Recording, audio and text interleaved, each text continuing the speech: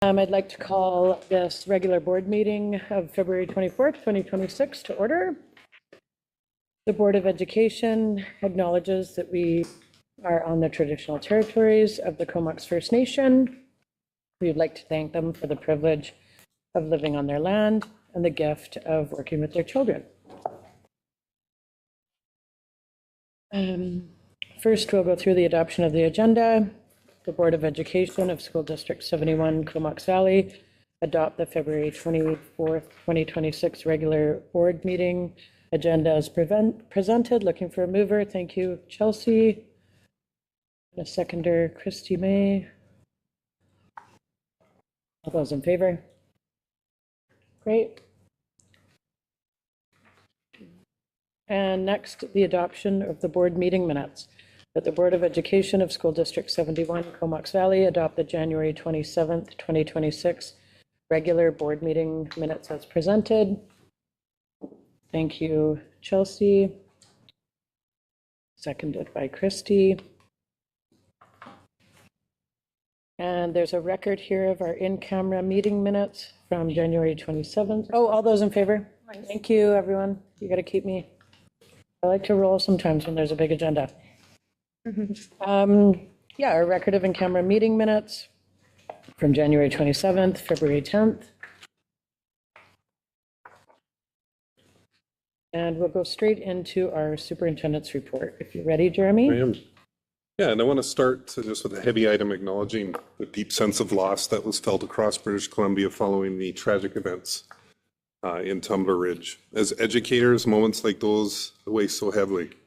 Schools are places of safety, care, and belonging, and when those values are shaken anywhere, it resonates everywhere. In recent days, we have taken time across our schools to reflect, to observe the Provincial Day of Mourning, and to support students, staff, and families. I want to thank our staff for the thoughtful, trauma-informed ways that they supported students during this time and for continuing to ensure that our schools remain safe, inclusive, and welcoming spaces for every learner. We remain unwavering in our commitment to empathy, kindness, acceptance, and inclusion.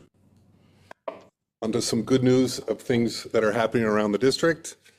A few highlights that I want to share tonight. At Nahalotsi, a new totem pole is nearing completion before being moved to Sims Park.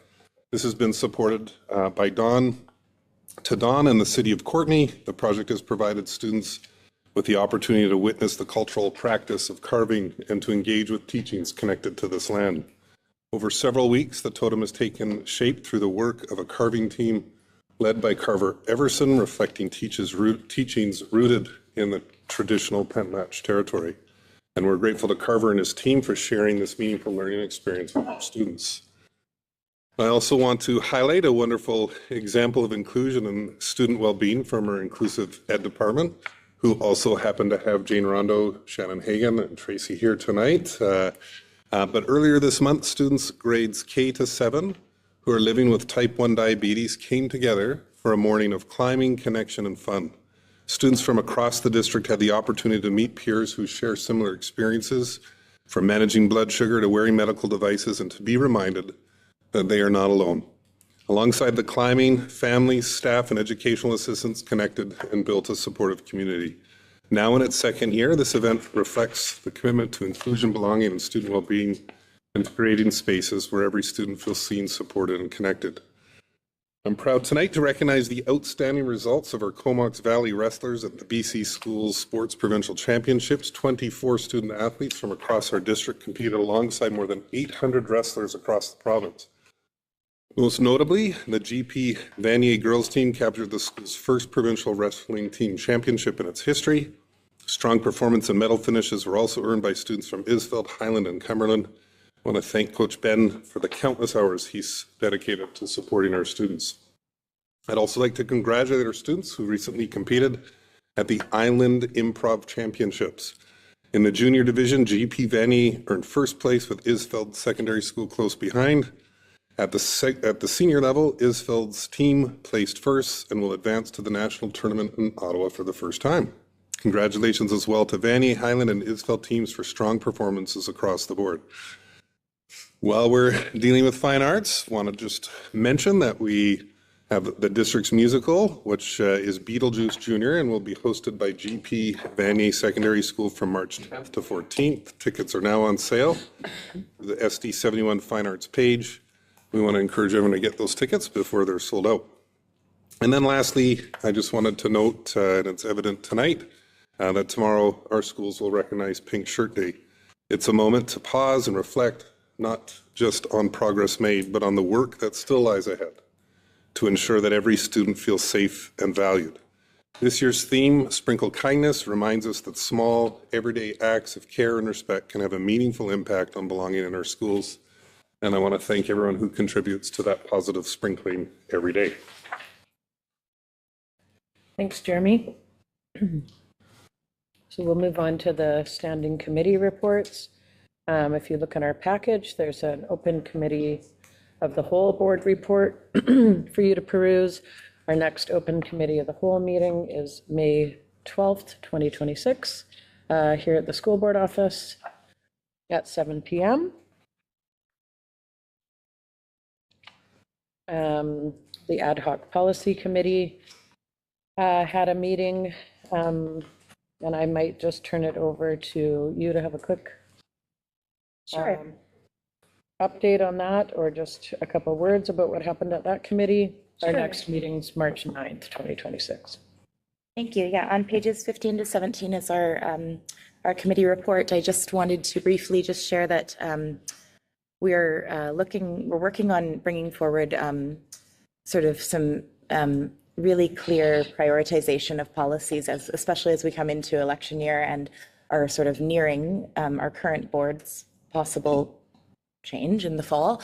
So at this time, we're really working to try and bring to the rest of our trustees and colleagues a chart that would really show that prioritization and help to show sort of where staff can really work and where the trustees and the committee might be able to work best to ensure that we're walking alongside each other and making as much progress as we can in the policy review. So I just wanted to share that we'll be looking forward to bringing that to the rest of our colleagues soon. And while I share that, also just a reminder, under our policy about policy, by all means, any trustees who had a policy that they would like to see prioritized as well is certainly welcome to share either with our superintendent or our board chair as well, that would be something that they'd like to see come forth. And it'll be coming to you soon. That was something that just for us was a little update with a little more detail than the report may show. Great, thank you, Chelsea. We appreciate you. Next is our ad hoc gender-based violence committee board report, and I will give the floor to Shannon. Yeah, thanks. Just very quickly, we had our last meeting the day after our last board meeting in January. And just shared the news of some of the plans to operationalize parts of the report. And during our discussions, we also came to light that there had been some further ideas generated since the release of the report, which included a couple of recommendations and a few more resources. So we have submitted a slightly revised report. Additional recommendations, one to increase educational opportunities through sports teams found at page 12 of the report, recommendation to increase collaboration with local municipalities and community partners found at page 17 of the report, and additional resources that are available through CCAN, which is the Sex Information and Education Council of Canada, found at page 26 of the report, and the revised report is at pages 18 to 55 of the agenda package, and that's it. You want to read and move the motion? Yes. That the Board of Education of School District 71, Comox Valley, received the board committee reports, the ad hoc gender-based violence committee board reports dated February 24, 2026 as presented. Seconded by Christy. And all those in favor? Great, thank you. Number 10, decision items. Approve the 2027-28 international student fees. There is a briefing note in the package on pages 56 and 57. So unless anybody had questions, I can read the motion. Go ahead, please. So I'm not sure who to direct this to, probably the superintendent. Great. With respect to our numbers, and I know that our district has been one of the few districts that does not use international students as a funding or operational, but it does support some of our programs. I'm wondering, based on the numbers of other districts that the government not allowing certain numbers in, has that an impact on our number next year? Are we looking at pretty well the same, or are we looking at a different, maybe a lower number of students based on some of the immigration challenges that changes at the federal level? Yeah, thanks. We are looking at a change in enrollment. It is slightly lower. That is not a reflection of government policies. It's really got to do with space issues in our district at the high schools. So I think this year we're close to 200 FT, and I believe next year will be projected to be 165. So slightly less, but not because of government policy. Please. So I understand at the high school level, having those international students also support some of those program choices that we have. The numbers, because a lot of those students take, especially at Highland, the chemistry, the physics, and numbers do courses. Will that have an impact of our courses at our high schools, having that lower non-students, or are those courses still going to be viable for all those students? That's a good question. I'm not sure exactly what the impacts will be. With the reduction of that amount of FTE, it's particularly impacting Vanier. The other schools are not seeing a reduction in student FTE, so I'm not sure exactly which programs may be impacted. There's still a fairly significant number of international students at Vanier. Thanks for the clarification. And I'll just note that the summary is essentially asking trustees to support fees remaining the same next year as this, as the recruit. People are already interested in the Comox Valley, and we need to get the 27-28 schedule up. Recommendation. Please. The recommendation the board, oh, my glasses on, it's getting old here. That the Board of Education, School District 71 Comox Valley, approve the proposed international student fee structure for 2027-2028. Seconder Shannon. Thank you for that second. All those in favor? Great. Information items. Learning services, inclusive technology, and SD 71, expanding access for every learner. We're welcoming Jane Rondow and Shannon Hagan.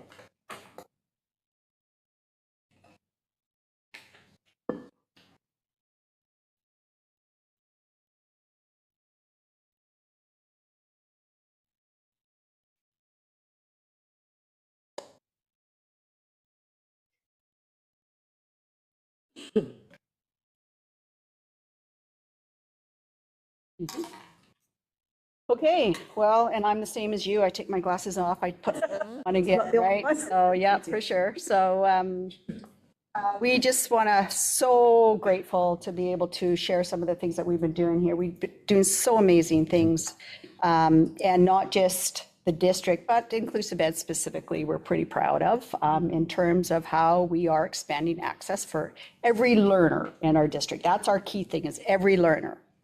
And so I know that you are all very familiar with the strategic plan, but one of the things that I want to just highlight here is if we take a look at our values, learning, equity, relationships, connection, safety, integrity, and then if we connect that to Inclusive Ed, you can't do it separately. Inclusive Ed is embedded within everything in here. And if you look at that statement right there, that could be our Inclusive Ed statement itself, although it's the districts, because that is what Inclusive Ed is.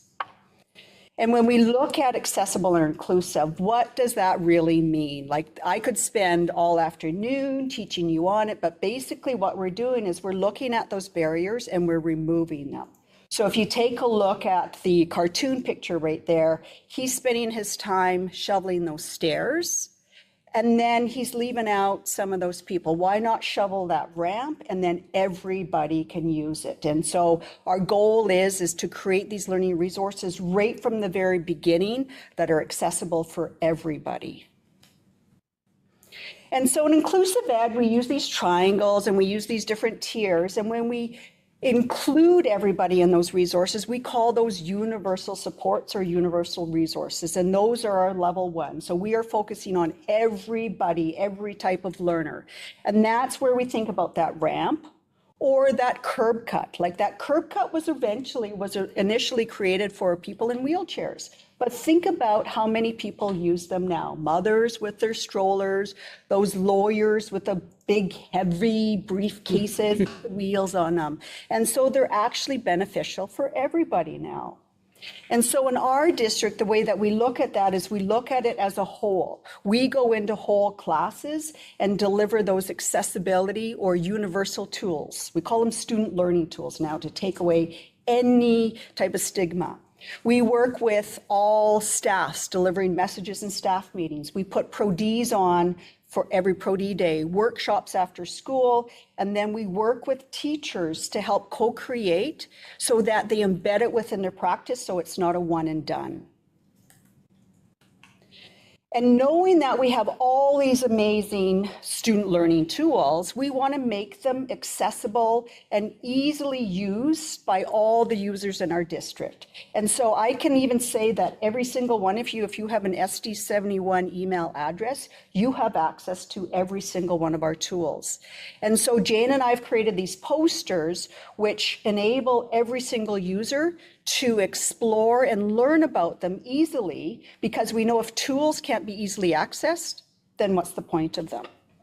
And even further, what we've done is we've practiced UDL, and we've created these resources in all different types of formats and videos, digitally, instructional print, so that everybody has access to them. And they're easily accessible with your phone with a quick QR code. Even further, working with our IT department, what we've done is we've made every single, well, not quite every single photocopier, not yet. Every school. Every school has a photocopier that teachers now can take non-accessible text, scan it through the photocopier, and now students can engage with that text. They can highlight, they can hear it read to them, and it's geared right specifically towards their learning and their ability. Knowing that not all of our teachers, like as a matter of fact, Megan and I were just discussing this, like some of our teachers and our learners out there don't know specific terms for some of these things. They don't know what orbit node or read and write is. So Jane and I have created this digital technology handbook. And if you notice what we've labeled that interactive tabs, we haven't labeled them specific terms. We've labeled them to complete the phrase, I'd like to. So I'd like to focus better. I'd like to learn language better. And so if you want to do that, click on that interactive tab and it takes you to that page, which then will list all of the tools that you can use in order to do that. And again, there's our QR code, nice and easy access. Now, all of the resources that I've listed above are all housed on Learn71. And I'm sure many of you have heard about Learn71 because that's something that we're very proud of. And so Jane and I, basically, we work with other members in our district, and we house these resources under the inclusion and diversity. And you can see just that multi-layers that just keep on going with all of the resources that are available. And then I look at those resources and I make them and I convert them to things that students, families, and guardians can use at home so that they can use all of our accessibility tools at home as well. And these are all publicly available. All publicly available.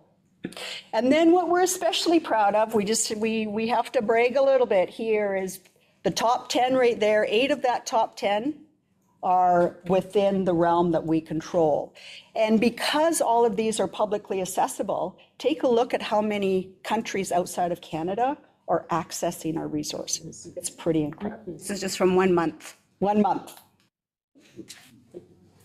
Now we're going to move from those tier 1 or universal supports to those tier 2 students. These are students who might need just a little bit extra support in order to succeed in their learning. With the tier 2 supports, we provide training, we provide observations, we provide bring your own device and at-home consultations, and we co-create resources and materials with staff and students. Within the tier 2 environment, we work with many different provincial outreach programs. One of them is Accessible Resource Centre, British Columbia. And this organization provides accessible digital content to students. So imagine textbooks and novels, which are paper-based, those are inaccessible to a number of students. So ArcBC provides the digital versions of these commonly used BC curriculum materials and provides them for students with learning disabilities, physical disabilities, and visual impairments. And for the last 2 years, we have been the top downloader of these materials across the province, which shows our commitment to inclusion and engagement. This is our staff downloading this. It's pretty powerful. We also provide apps that take these digital content materials, and with one click of the button, you go from the textbook on the far left to then having accessible materials that are that just right look and the just right sound so students can access them based on their learning needs. So you can change fonts, you can change spacing, you can change margins, contrast, you can have it read aloud, you can change the speed, and that customization provides engagement, accessibility, student success. I, for one, am learning disabled, and with that one click, I can take documents that are inaccessible and click up here, one click, and that's how I read. That's how I need to read. So that one click, I can read it and be interactive and participating in the curriculum or in my learning or in my meeting. We have a district initiative a couple years ago where we labeled books. So any paper book has the sticker that shows people there's a digital accessible version of it. ArcBC recognized this and decided to make this available provincially. So they've made a video and highlighted us and the work we do so that it can be shared across the province. So this again shows our commitment to this accessibility and this access for students. For the last 2 years, we've applied for a PopFast grant.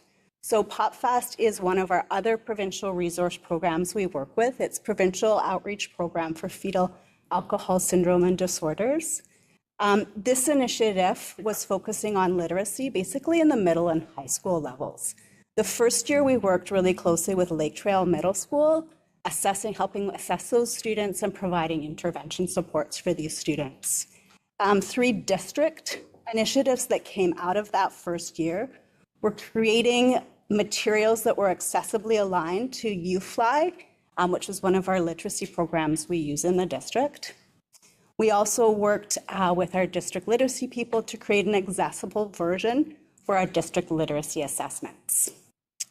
And finally, at that project, we created e-text and e-book, charts, cards, with QR codes that kids can quickly scan and access digital books and text and customize them with the accessibility tools they need to be successful.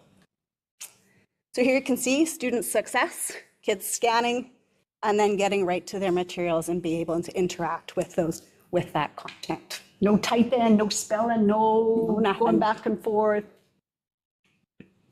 And the second year, which is this year, we're focusing on GP Fanier with their prep program, so grades 8 through 12, and they're quite a collection of characters, boy. And what we're doing with them is we're creating a book creator book, an interactive book creator book, using iPad lessons so that they can take their iPads into their curricular courses and dive deeper a little bit into learning literacy, and then specific intervention tools called Lexia, and using that to help them further develop their literacy skills. PopFast was so excited by these 2 literacy initiatives that they actually highlighted us in a video at the provincial conference in October, and so you can watch the video where we're highlighted there. And that just recognizes and demonstrates SD1 as a leader in inclusive literacy practices. Finally, we'll move on to that Tier 3 level. These are those customized, specific one-on-one supports for students. We provide training and consultations and device setups for these students that are customized and individualized to those students' unique needs. And we do whole class training, which is really important, and whole group training, whole team training around those students, for those students with our most complex needs. We have an essential supports loan bank. We currently provide 250 essential supports in the areas of curriculum, communication, physical access, and vision. And this helps provide equity across the district and provides access for those students. So here we have a student using a talker. They're non-speaking, and they're able to say that they want some more ketchup chips in one of our snack chat programs.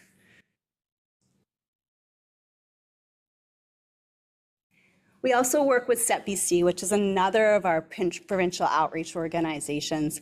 And SETBC provides those really complex kiddos with the customized tools that they need in order for them to be successful. They provide costly equipment and release time for training for teachers and EAs, and that implementation planning around that specialized tool for students.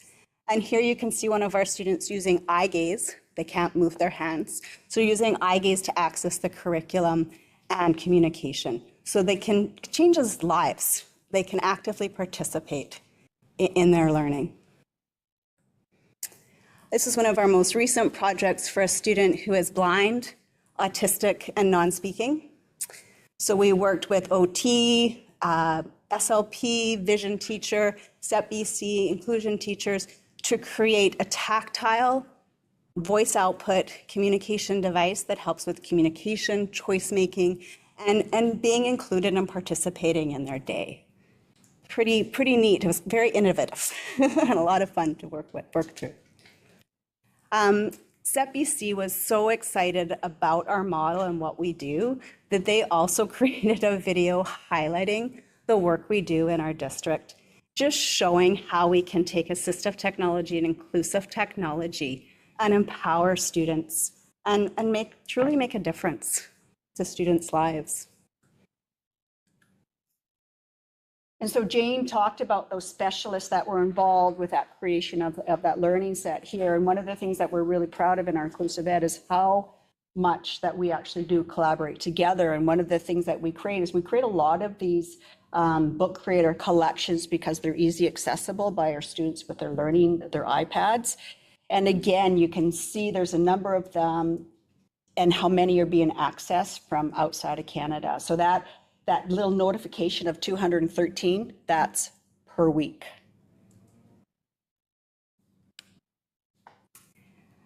We also have been leaders at the past probably 8 or 9 years at ensuring accessibility in our provincial assessments. So our FSAs and our literacy and numeracy assessments.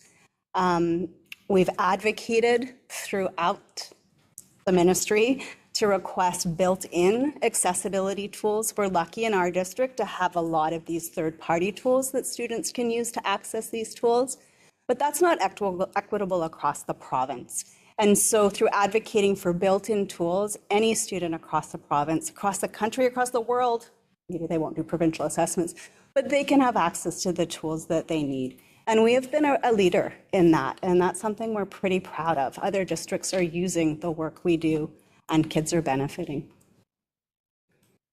And so now I'm talking your language, data.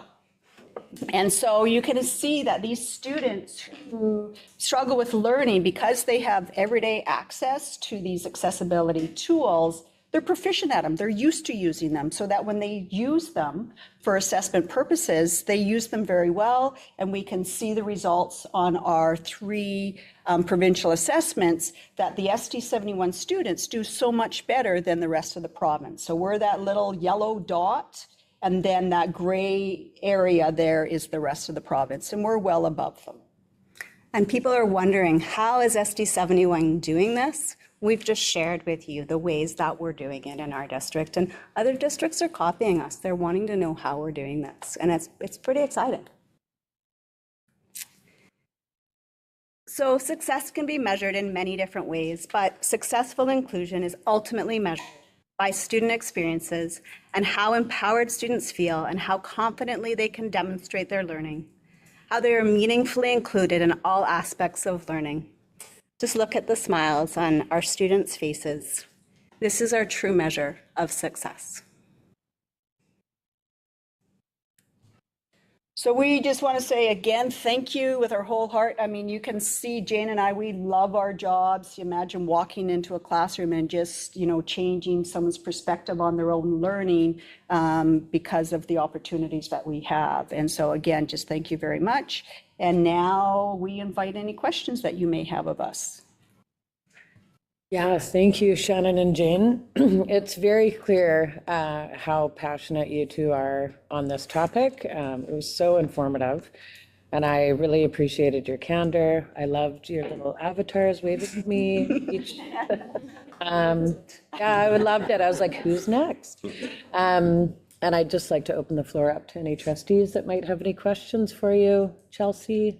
I have a question, excuse me, around talkers, around talking computers, assistive tech. And I was curious whether you find if the sort of facilitation and support of those, especially in the early years in elementary school, or is that largely falling with education workers or learning support teachers? I guess I would be curious, like myself working with them, I find them inconsistent across, like there's many different ones, obviously unique to the children's needs and where they're at. But yeah, I find them complex, and I was just curious sort of whether you find that education worker or are the teachers interacting with them quite a bit? And just I find it's a team that needs to work with this. Obviously, it is dependent on the student's unique needs, and that's why we have to customize each of them. It's not one size fits all, for sure. We do have a dedicated team of speech-language pathologists who work directly with those teachers, EAs, district staff, inclusion teachers, to build that capacity and that training and that learning. So it is definitely a team effort. They are complex, and those learners are complex. In our district, we do provide the talker, which is a dedicated talker for the student themselves, but we also provide what we call a model talker, which the teacher or EA can wear, and peers can model how to communicate using their talkers to others. So those students usually have 2 devices. It seems like a lot, but when a dedicated talker is someone's voice, you wouldn't take their voice away from them in order to then communicate. So we really value providing those 2 communication devices.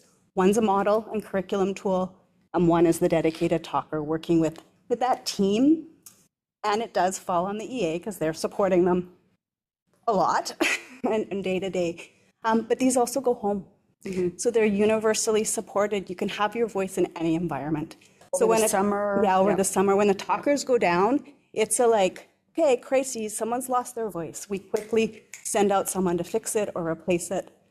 Pretty powerful tool. You can imagine if you all of a sudden couldn't speak. And they are complex, but we work hard to support them.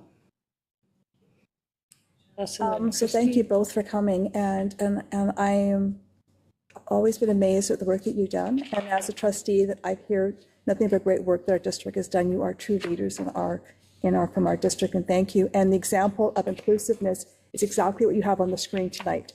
You think of inclusive, you talk about people that are hearing impaired and listening. Well, here's an example of inclusivity, because our conversation is on a screen. So for those individuals that are hearing impaired can be part of the conversation and dialogue. And that to me is a true leader and innovator. But my question is regarding the peers of those inclusive students, the inclusion, wanting to become involved. And so many of our students have many diverse needs, and they want to have their friends. And how are you supporting those friends? You've touched about that, being part of that student's life at school, whether it's showing them how to manage some of the equipment and some of the diverse needs they do. How do you pair that so those students, when they're in the classroom, feel part of the family, part of the group, and not kind of just plunked there because they have to be plunked there? I'll answer that one, because that's one of the things that I'm doing quite a bit is, so you can imagine, we have this turned on right now, but how many people use closed caption at home on their TV?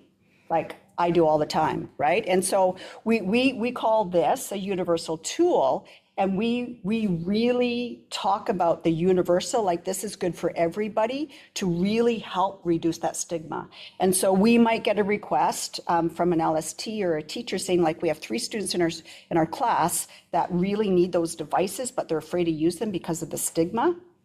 So then we work together with the teacher to seamlessly deliver a lesson that would incorporate those tools that that student specifically needs in a way where there's no mention about inclusive, about accessibility. Like I'll go in and I'll sell it like a research tool, but it's really using those tools. And then what's so beautiful, I have to say it's so beautiful, is that student who needs it and excels at it, now they're the star of the class because they know how to use it. And so then I'll say, oh, can you show so-and-so how to do that? And they're like, of course I can. And so we're really trying to really remove that whole thing about accessibility and turning it to student learning tools. Do you want to say anything else with that? Yeah. Well, and for those essential supports, I mean, obviously not everyone needs Braille, not everyone needs a talker.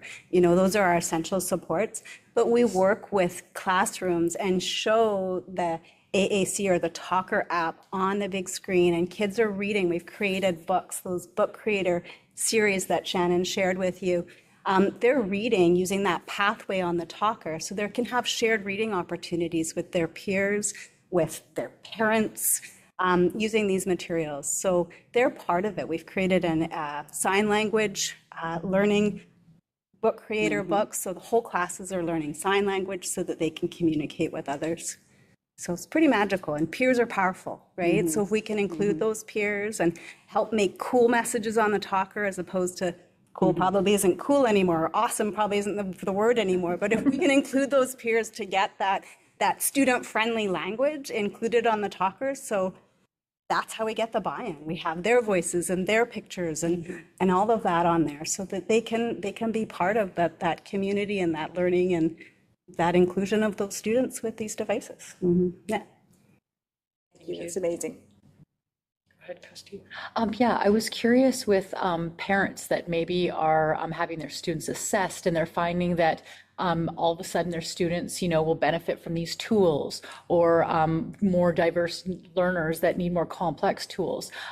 What can parents expect? How do we incorporate parents into this so that when these devices and things go home, that now our families know how to navigate this? How do we deal with this? A lot of our resources, which are in front of you, are on Learn 71, and they're public. And so parents have access to these tools and these resources to learn about these tools as well.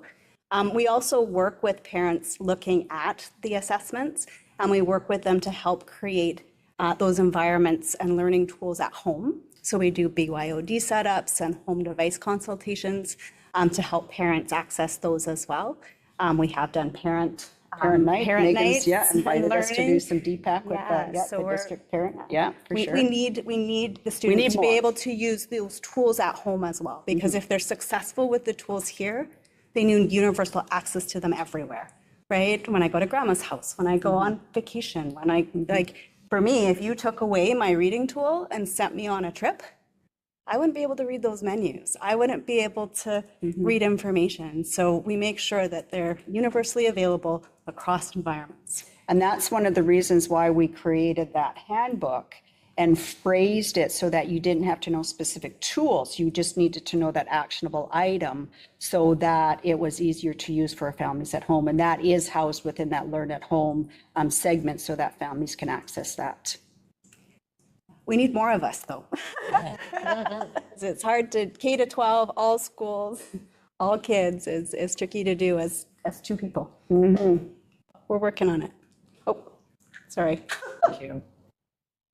Any other questions?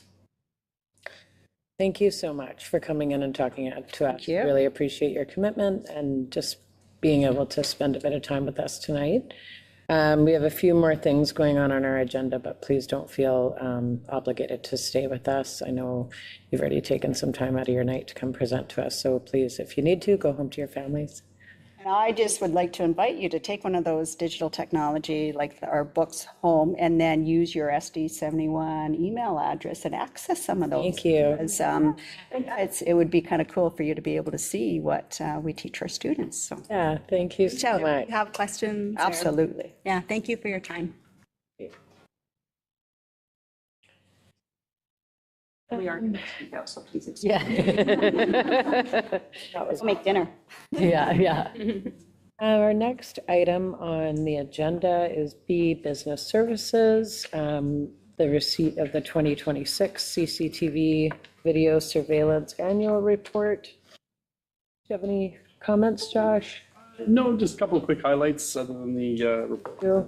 Um, All right, pages 73 and 75, everyone. Jumped around a little bit in the package tonight, sorry.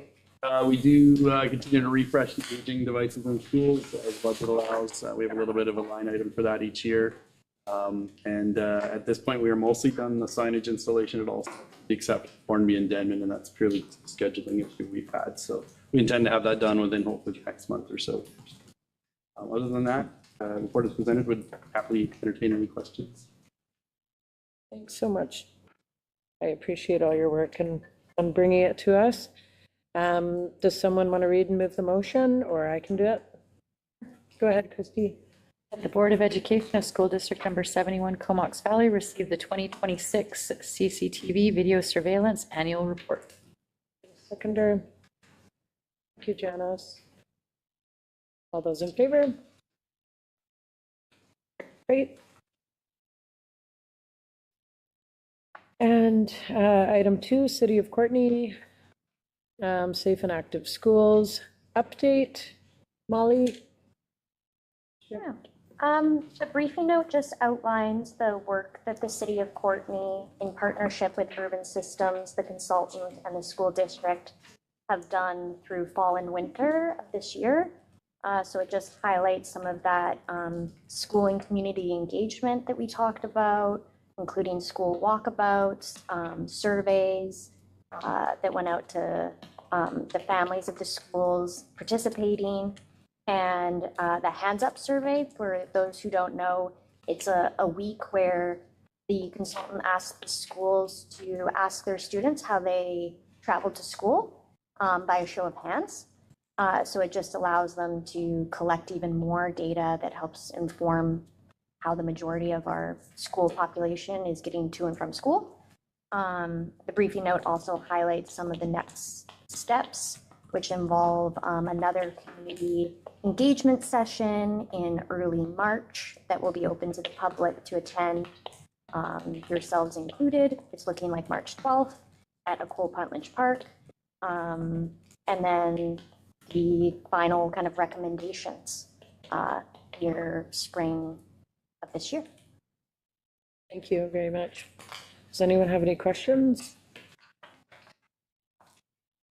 Great, I'm going to read this motion. That the Board of Education of School District Number 71, Comox Valley, receive the Safe and Active Schools update dated February 24th, 2026 as presented.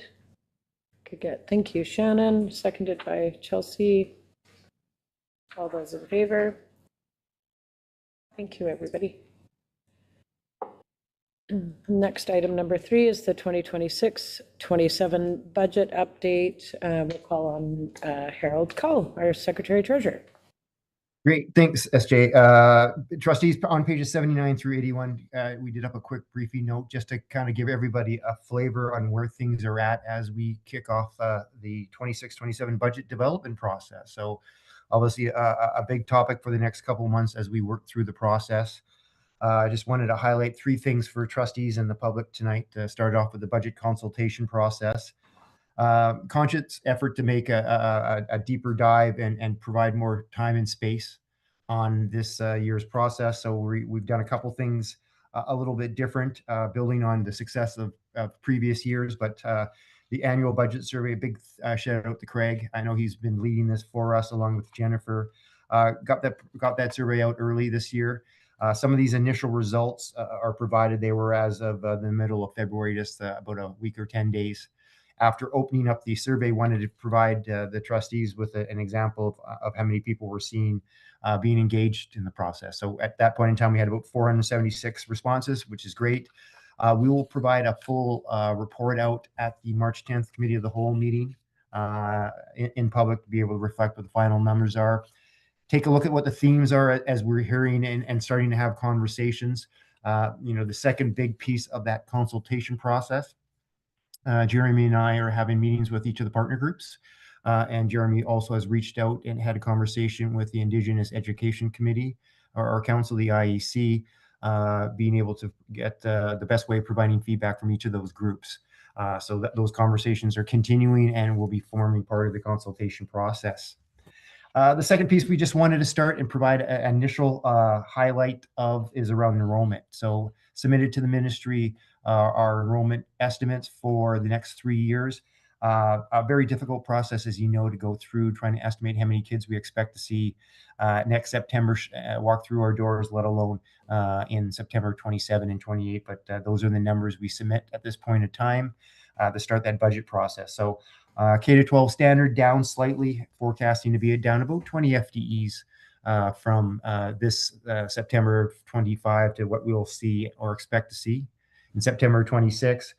Online continues to have some strong take up, and our growth is expected to be about 60 FTEs, or just under 2% next year. So those amounts will balance off from a revenue perspective we're anticipating, but as we get deeper into the process, so as March rolls around and when we bring back the next update to the board, we'll take a look at what those revenue numbers are compared to the enrollment and what's driving those numbers, and start to talk about what if we have any expenditure pressures on the horizon, and as we add those two, start to create what those budget numbers will look like that we'll start to build the 26-27 budget around. The final piece before I turn it back to SJ to walk us through if there's any questions is around the provincial budget announcement that was provided from government last week.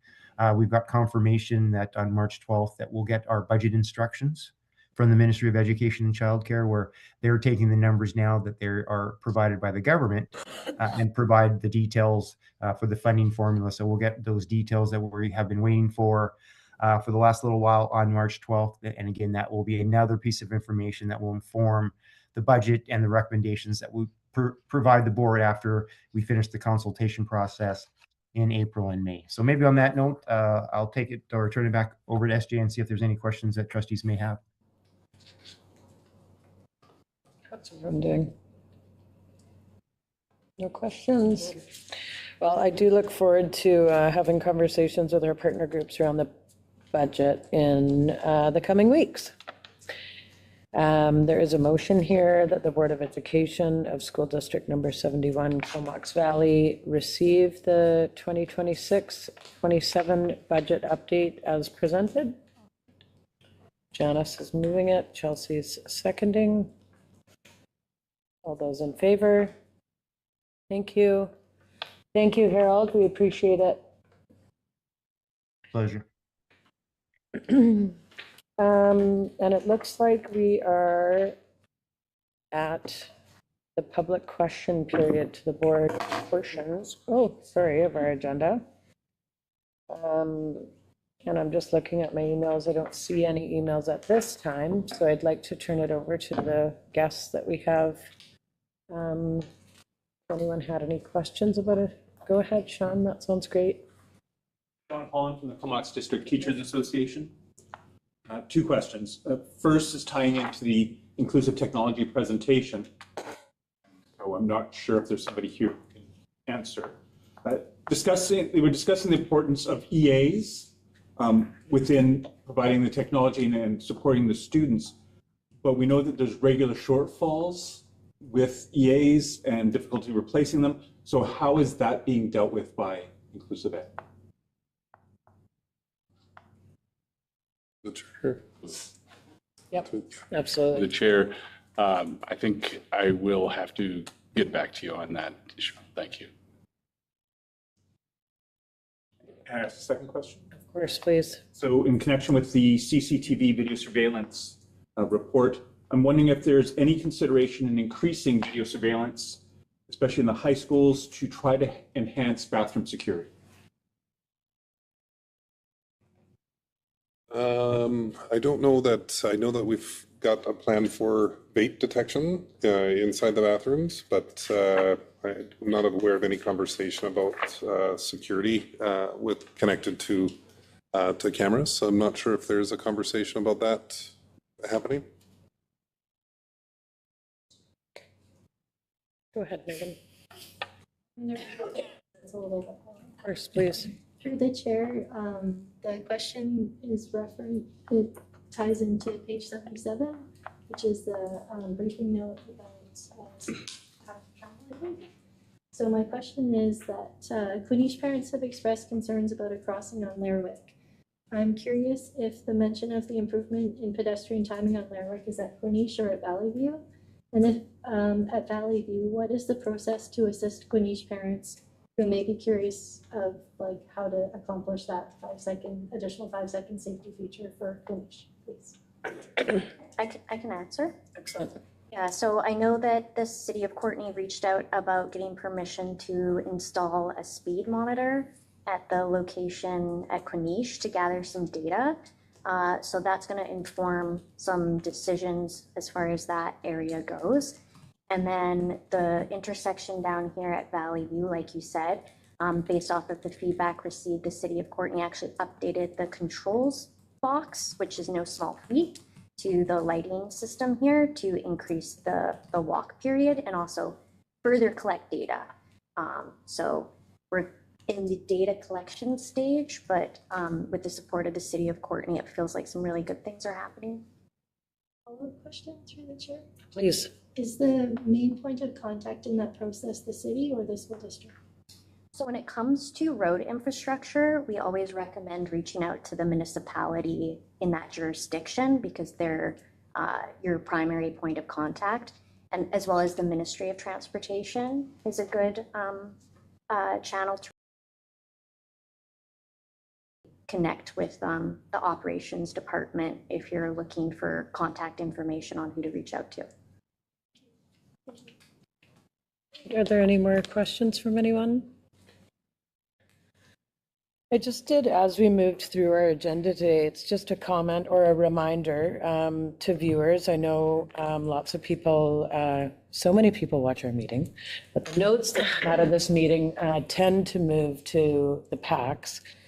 And today, while I was looking at our website, I noticed that the next 3 years of calendars have been posted on the district website, and it's open for feedback right now until the 14th of March. And so I just wanted to throw out that little reminder. It wasn't a part of our package today, but I did notice that that was on there today and just wanted to remind people to please send in their comments and feedback. There's a little box right under the calendars. I was able to take a little sneak peek and look at them. So yeah, and with that, I just thank everyone for coming tonight, and I appreciate you all being here. And if I could get a motion that the Board of Education adjourn the meeting. Chelsea and Christy, thank you very much. And thanks everyone for coming tonight. Oh, all in favor. I couldn't make it out without